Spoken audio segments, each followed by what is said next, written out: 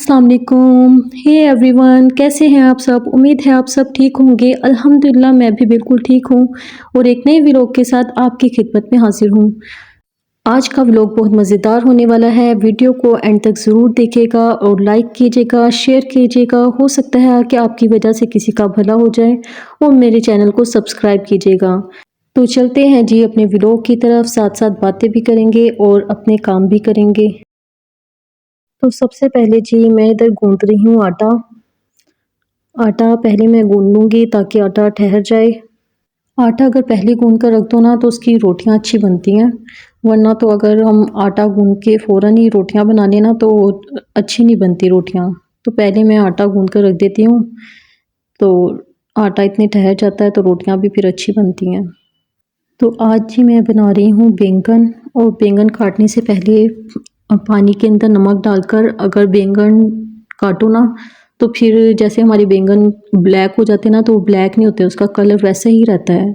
आप ज़रूर ट्राई कीजिएगा ये टिप। तो यहाँ पर मैंने कटिंग वगैरह सब कुछ करके रख ली हुई है। अगर पहले कटिंग वगैरह कर लो तो फिर कुकिंग आसान हो जाती है। तो चलिए जी बनाना स्टार्ट करते हैं। बिस्मिल्लाहिर्रहमानिर्रहीम। तो सबसे पहले जी कढ़ाई में मैंने डाल लिया है ऑयल। ऑयल जब हमारा गर्म हो जाएगा तो इसमें हम डाल देंगे प्याज। प्याज को ज़्यादा ब्राउन नहीं करेंगे हम, सिर्फ एक लाइट गोल्डन सा कलर देंगे।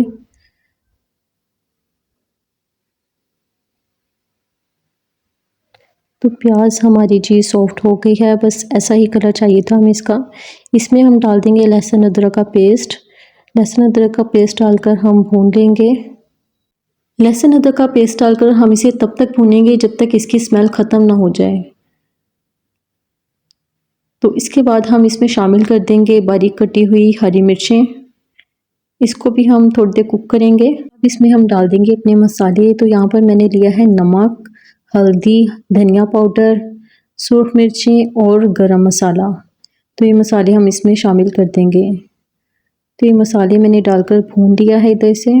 इसमें अब हम डाल देंगे टमाटर। 2 अदर टमाटर लिए थे मैंने, इनको ऐसे चॉप कर लिया है, तो वो इसमें डाल देंगे हम, और पानी डालकर इसे टमाटर सॉफ्ट होने तक हम पकाएंगे। इधर मैं इसे कैप कर दूंगी ताकि टमाटर हमारे जल्दी गल जाएं। तो जी टमाटर हमारे सॉफ्ट हो गए हैं। तो अब इसमें मैं आलू डालकर भून लूँगी। तो आलू डालकर भी मैंने इसे भून लिया है। अब इसमें मैं शामिल कर दूंगी बैंगन। बैंगन डालकर मैं इसमें इधर पानी नहीं डालूंगी, बस ढककर हल्की सी फ्लेम करके इसे दम वाली आंच पर पकाऊंगी। तो तकरीबन 25 मिनट के लिए मैंने इसे रख दिया था। 25 मिनट बाद तकरीबन ये बनकर तैयार हो गए थे, ये आप देख सकते हैं। तो जी हंडिया हमारी बनकर तैयार हो गई थी। अब मैं बना लूँगी रोटियाँ।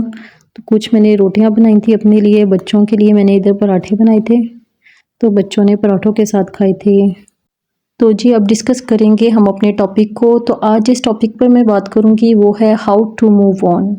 हम आगे कैसे बढ़ें, जो कि बहुत ज़रूरी है बढ़ना, क्योंकि किसी भी सिचुएशन में हम स्टक नहीं रह सकते। उस लाइफ गोज़ ऑन और हमें भी उसी के साथ आगे बढ़ना चाहिए। वक्त की खूबी है कि गुजर जाता है, अच्छा हो या बुरा हो, तो हमें भी चीज़ों को लेट गो करना चाहिए, दिल से क्रशेस को निकालना चाहिए। कभी कभी हम खुद को माफ़ नहीं कर पाते, दूसरों को माफ़ नहीं कर पाते, तो उन सब चीज़ों को लेट गो करके हमें आगे बढ़ना चाहिए।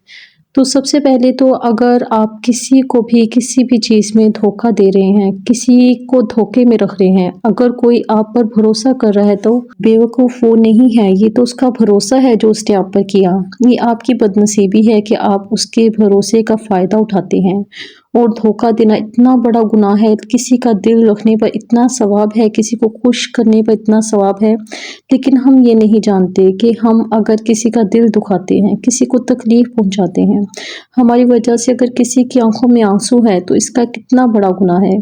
कुछ वक्त के लिए, अपनी खुशी के लिए हम सामने वाले को तकलीफ़ देते हैं, ये भूल जाते हैं कि हमने अल्लाह सुब्हान व तआला का सामना करना है। क़यामत का दिन होना है जब वो इंसान भी आपके सामने खड़ा होगा, आपके अल्लाह सुब्हान व तआला से शिकायत कर रहा होगा, तो आप क्या जवाब देंगे? किसी भी तरह का धोखा जायज़ नहीं है।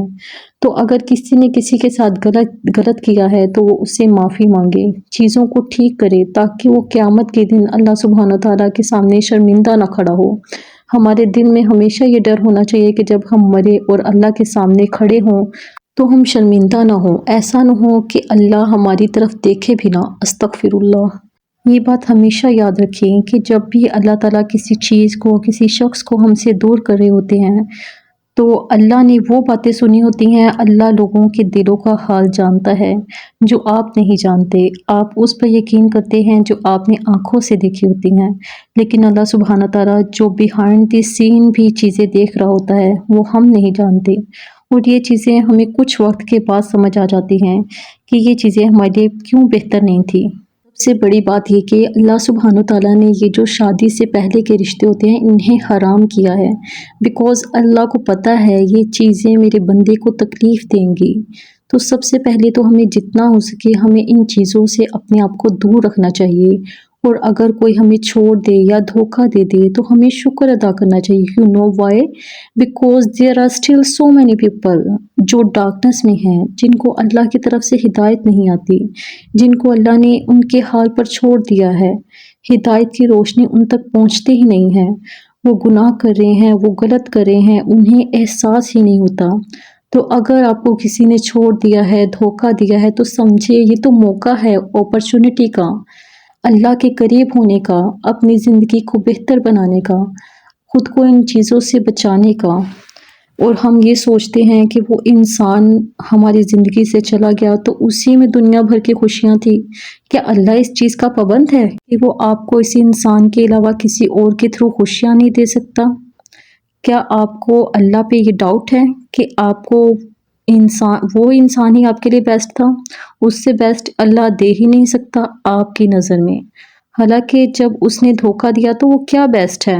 وہ اتنی اچھی اچھی مثالیں ہیں نا کہ اللہ جب آپ سے ایک پھول لے لیتا ہے، مان لے، تو ہو سکتا ہے اللہ نے آپ کو پورا گارڈن دینا ہو، کیا دنیا کی، کیا آخرت کی خوشخبری دینی ہو، اور آپ اس ایک چیز پر رو رہے ہوتے ہیں، آگے نہیں بڑھتے۔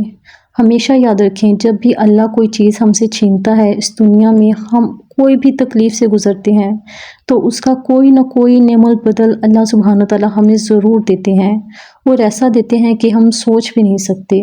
لیکن کن لوگوں کے ساتھ؟ جو اللہ پر توکل رکھتے ہیں، ان لوگوں کے ساتھ جو خود کو غلط چیزوں سے بچاتے ہیں، ان لوگوں کے ساتھ جو اللہ پر یقین رکھتے ہیں۔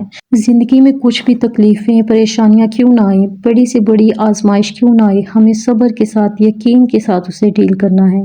اللہ سے صبر کی دعا مانگنی ہے، اللہ سے دعا کرنی ہے کہ اللہ ہمیں آسانی سے اس مشکل سے نکال۔ تو یقین کریں آپ ایسے نکل جائیں گے جیسے سوئی سے دھاگا نکلتا ہے۔ اللہ سے دعا کریں، اے اللہ ہم پوری کوشش کریں گے خود کو غلط چیزوں سے بچانے کی، بس تو ہمیں بہترین حلال رشتے سے نواز دے۔ خود کے لیے بھی یہ دعائیں کریں، پوری امت کی لڑکیوں کے لیے یہ دعائیں کریں۔ بس اللہ سے بونڈ تو بنائیں، اللہ نے آپ کو چنا ہے ان بندوں میں جو غلط چیزیں چھوڑ دیتے ہیں۔ تو ہماری زندگی کا مقصد اللہ کو راضی کرنا ہے۔ یہ دنیا کے لوگ، یہ دنیا صرف دل دکھاتی ہے۔ اگر آپ چاہتے ہیں نا ہماری دعائیں قبول ہوں اور آپ کو دونوں جہانوں میں کامیابی ملے، آپ کے دونوں جہاں سنور جائیں، تو آپ اللہ سے بونڈ بنائیں، اللہ سے توکل کا رشتہ بنائیں۔ اے اللہ تو ہی ہمیں نوازنے والا ہے، ہم تجھ سے نہ مانگے تو کس سے مانگے؟ سوا کون ہے ہمیں چاہنے والا؟ کون ہے جو ہماری حفاظت کرتا ہے؟ کون ہے جو ہم سے زیادہ چاہتا ہے؟ ہم تو اپنی ذات پہ خود ظلم کرتے ہیں، لیکن اے اللہ، اے محبت کرنے والے، تو ہماری حفاظت کر، ہمارے لیے آسانیاں پیدا کر دے، ہمیں مشکلوں سے بچا لے، ہمیں دنیا کی تکلیفوں سے بچا لے، ہمیں اپنے قریب کر لے، ہمیں اپنا قرب عطا کر، اپنا عشق عطا کر۔ آمین ثم آمین۔ ہوپ آپ کو میری آج کی ویڈیو بہت اچھی لگی ہوگی۔ اگر اچھی لگی ہے تو پلیز اسے لائک کیجئے، شیئر کیجئے، اور میرے چینل کو سبسکرائب کیجئے، اور بیل کا آئیکن دبانا مت بھولیے۔ تو ملتے ہیں جی نیکسٹ ویڈیو میں، تب تک کے لیے اللہ حافظ۔